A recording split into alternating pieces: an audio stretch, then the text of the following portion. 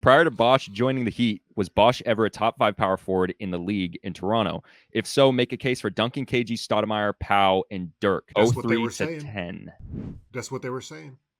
Bro, I remember in that time, Bosch was like, they were hyping him up to like a top 3 power forward in the league. And at one point, my memory could be, because my memory is kind of poop.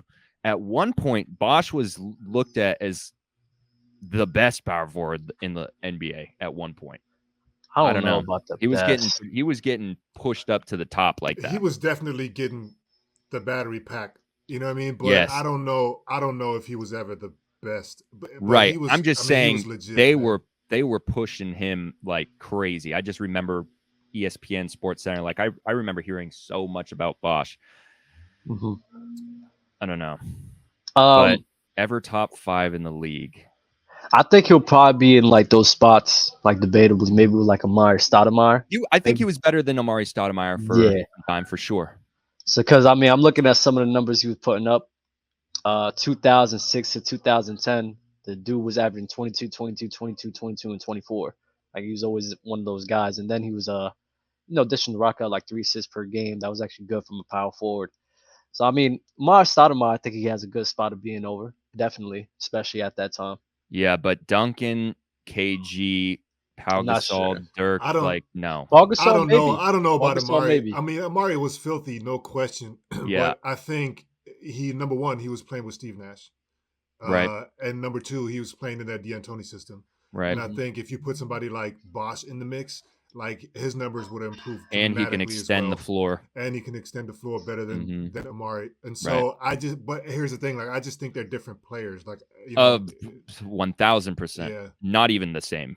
Not even close to the same. Yeah. And we have to also consider that, I don't want to say popularity, but just like the attention that Toronto got at the time was next to zero, right? They weren't on TV, you know, and the Suns were the team to knock off whoever, the Lakers or, the Spurs or whatever. Like they were one of the teams, especially in the West, which was much better than the East at the time as well.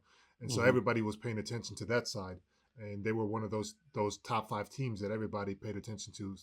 So I think Amari got a lot of good clout off of it.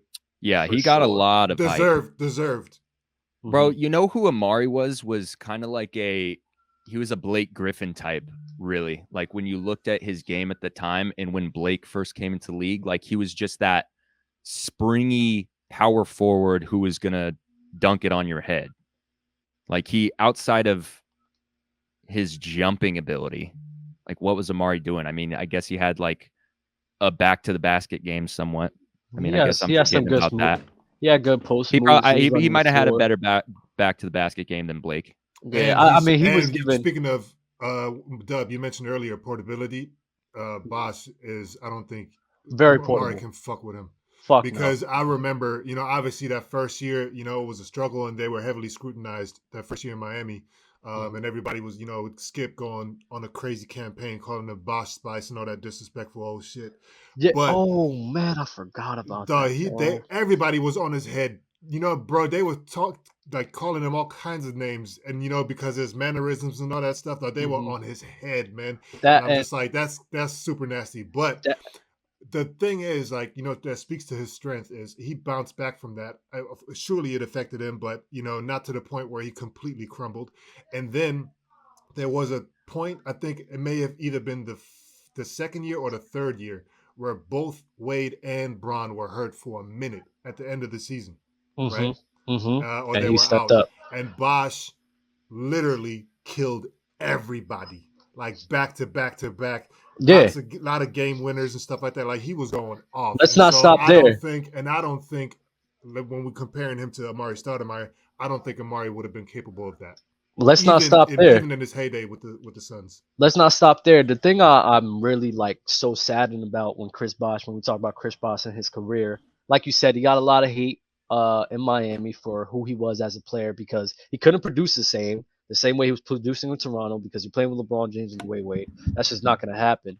But when LeBron James left and Chris Bosh was starting to take the reins, the dude was showing up. The dude was doing his job. The dude was having some game winners and performing for our team. But the injuries and the blood clots is really what we couldn't really see how good Chris Bosh really was after that Miami Heat run because of all that. And I feel as if the Miami Heat would have been in the playoffs. They would have been making runs to the playoffs with Chris Bosh as our main guy. But sadly we were never able to see that because of those blood clots. And I always hate that because I think out of everybody, Chris Bosh really deserved all that praise and all that love afterwards because he got a lot of disrespect during that Miami Heat run. It's the player choice way. Yeah, them boys don't get it started. The player choice way. Yeah, the player choice way. Come and switch lanes into the player choice way.